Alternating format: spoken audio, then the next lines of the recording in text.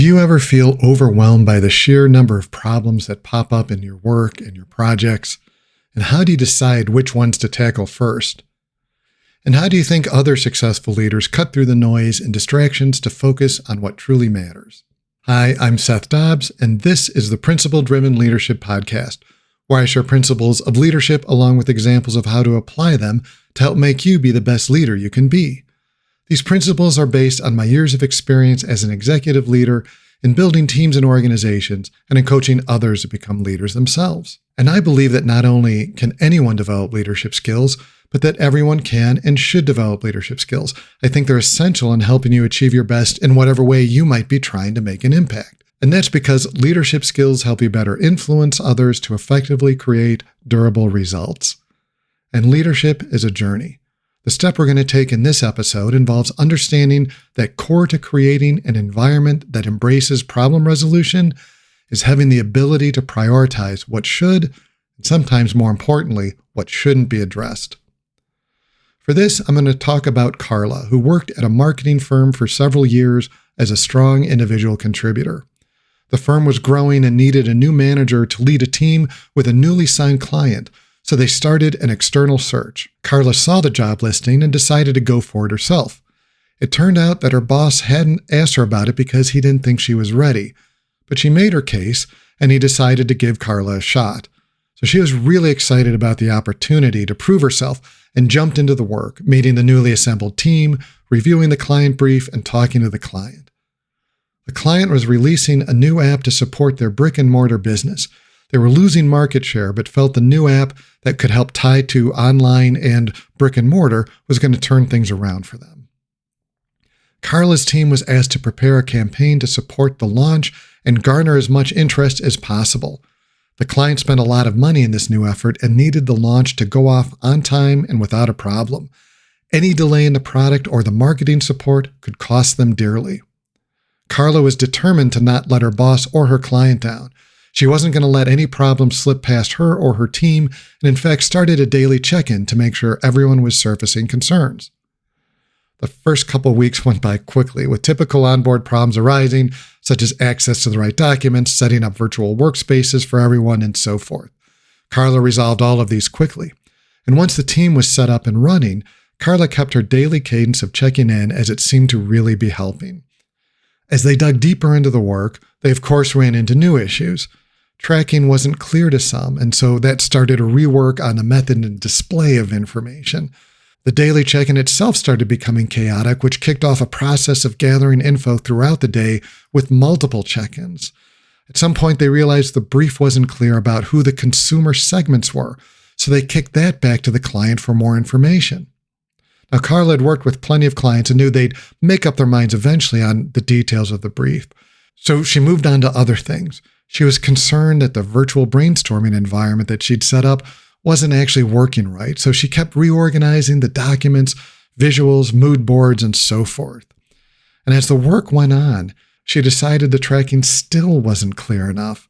Carla wanted a dashboard to see everything that her team was doing. She wanted to be able to get an aggregate view of content, of creative work, of messaging, all the other work streams, and be able to click through to more detail. And she felt if she could see everything that is happening, she reasoned, no problem would get past her. This became a project in itself for her, and she was excited because she felt this would help her solve and possibly even prevent future problems, not just within this project effort, but with future work. The usual churn continued as with all projects, but she felt these dailies with her team were now keeping her even more on top of things. So one of those things was continuing to reorganize the document storage. There was a dispute over the best way, for example, to display the personas, the descriptions of different types of people that might use the product. And so they reorganized around that. The team started putting together a campaign timeline, from teasing the new concept prior to launch to the efforts at the day of launch and follow-up. One vocal team member, though, didn't think the structure showed the right details, so Carla assigned her to make a new format for the timeline. She went on to meet with individuals throughout each day to build the list for the next daily and then get things stated in those updates in a consistent format. And all this kind of activity continued. But the outcome of the next client review was that messaging was weak and unfocused. Creative was a little confusing, and the timeline didn't have a lot of meaningful content. Carla's boss followed up soon after that client review and expressed his concern about the timeline and that there were major gaps in Carla's team's work. Now, Carla wondered how those things could have been missed as well and started talking about how she was going to fix her dashboard. She pointed out that most team problems that her team surfaced were solved quickly or assigned to be solved. And in fact, over 95% of issues and problems that were raised were taken care of, many nearly immediately. Her boss felt she was missing something, but also realized perhaps he was as well, so he decided to spend a couple days shadowing her. What he discovered was that she was right. The team constantly talked about problems and they spent a lot of time fixing stuff, but they made very little actual progress on the work for the client. And he realized that most of what they were talking about and working on weren't related to the issues with succeeding with the client. Carla had somehow conditioned the team to surface everything, no matter how big or small. He reviewed the dashboard in more detail and saw that indeed, as Carla said, 95% of the problems were fixed, which on the surface might sound impressive, but the 5% that weren't included items like client doesn't know who their target customers are. He realized that without resolving this, they weren't going to actually be successful no matter what else was done. And that brings us to the second core principle of principle-driven leadership, that leaders resolve problems. And it's important to understand that this is the effectiveness principle. It's the core principle that helps us as leaders be more effective. Now, in some ways, you could argue Carla was trying to embrace this concept and even foster an environment where there was no fear of raising issues, which is great. But while there was no fear to raise issues, there was also no means of filtering issues, no means of prioritizing. So in some ways, it seems she even favored the easily controlled issues over more complex ones. The thing is, it's hard to be effective when you think everything needs to be addressed. As the old adage goes, if everything is important, nothing is important. And problem resolution is about being effective by helping you prioritize through vision, through the outcomes you want to create. As I talked about in more detail back in episode 10 of season 1, a problem is only a problem if it prevents you from reaching the outcomes you're trying to achieve. Anything else is probably a distraction, and Carla and her team were absolutely suffering from distractions. So returning to her, after her boss spent a few days observing, he spent some time with her analyzing her dashboard. She was nervous because she knew the clock was ticking, but her boss assured her it was a moment to go slow so that they could go fast again once this was done. With each open item and each new item, he asked her to consider how that item was preventing them from reaching their goal, a successful marketing campaign launch that would help turn around their client's business. They discussed how it was more important to focus on the content of the timeline than the format, that at some point it was better to keep background information organized one way and not to keep changing it with every new discovery.